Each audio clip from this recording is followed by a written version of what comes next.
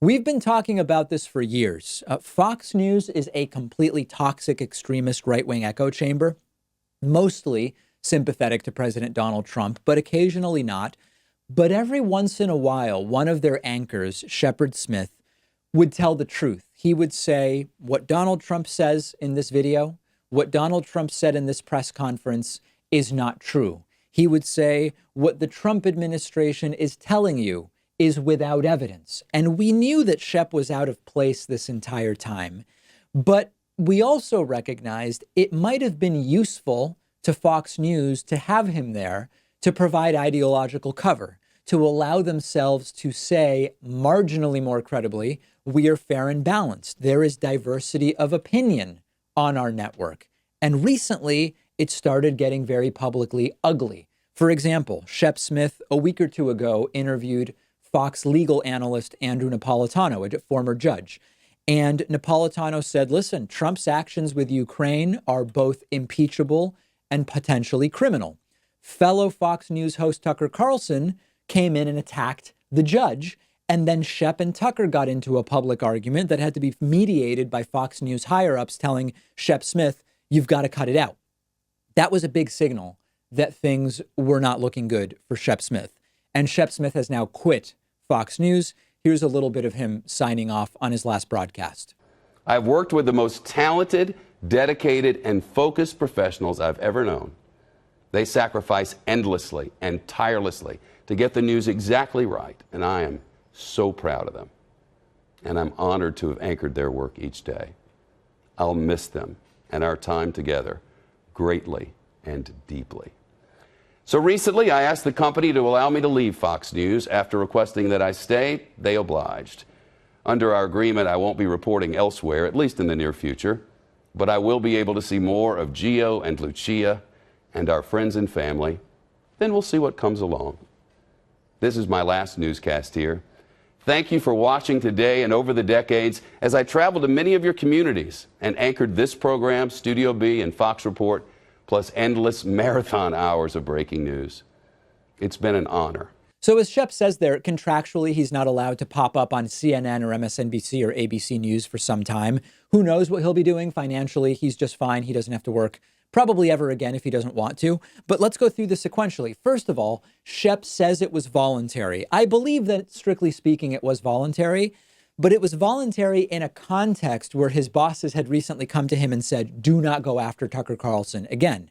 It was happening as President Trump was increasingly attacking Shepard Smith. It was coming in this context of increased tension with the broader network because of his criticisms of Donald Trump.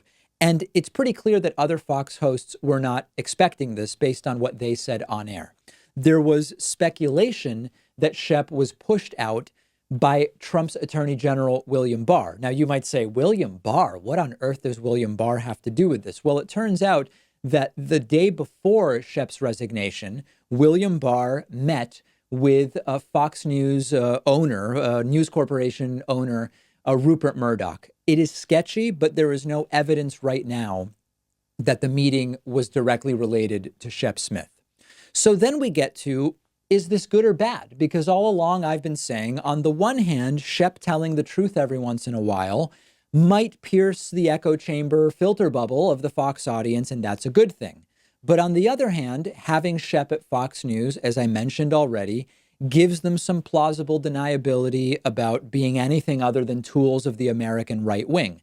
I think in the net, the benefits of Shep at Fox did not outweigh the ideological cover that he was providing to them. And especially after becoming a target of Donald Trump, I understand his decision to do this. Whenever he is allowed contractually to get back on the air somewhere else, he is going to be in a great position to advance his career. Not that that's my primary concern. I'm guessing he's not going to make as boneheaded decisions as the ones that Megyn Kelly made when she left Fox News, which basically imploded her career. That remains to be seen. But there are still lots of Fox viewers who see this as an unabashed victory. They hated Shep.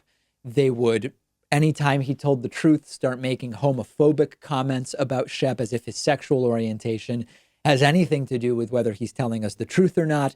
they see him leaving as a victory. And in a sense, for them, it may be, because the Fox viewers that are beyond reach, the ones that are beyond the hope of being pulled back into considering the reality of the facts on the ground, they saw Shep as a threat, quite frankly.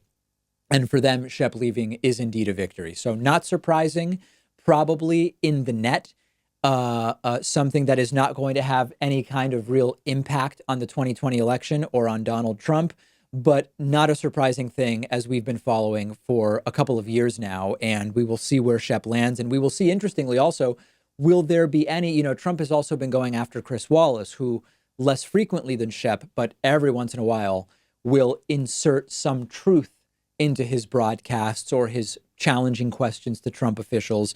Is Chris Wallace the next target? If you look at Trump's Twitter over the last couple of days, you see that the answer is probably yes, Chris Wallace is the next target.